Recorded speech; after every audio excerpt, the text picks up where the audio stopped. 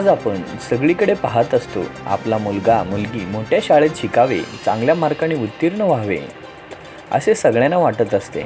पण आजच्या या आधुनिक युगात मोठ्या शाळेत आपल्या मुलांना घालण्यासाठी पैशाची अडचण असते।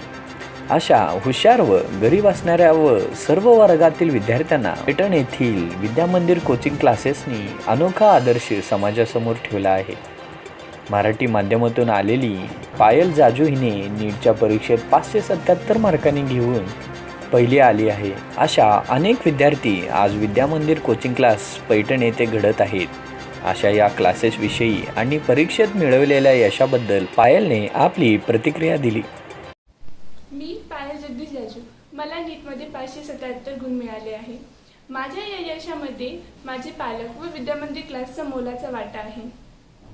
माझे हे यश माझ्यासाठी एक स्वप्न असल्यासारखे आहे, कारण माझे 10वी पर्यंतचे शिक्षण हे वाहेगाव येथे मराठी माध्यमातून झाले व 11वी-12वी क्लासमध्ये मला वाहेगाव ते इसरवाडी हा 3 किलोमीटरचा प्रवास चालत करायचा होता व त्यापुढे इसरवाडी ते पैठण हा प्रवास बसने करायचा होता।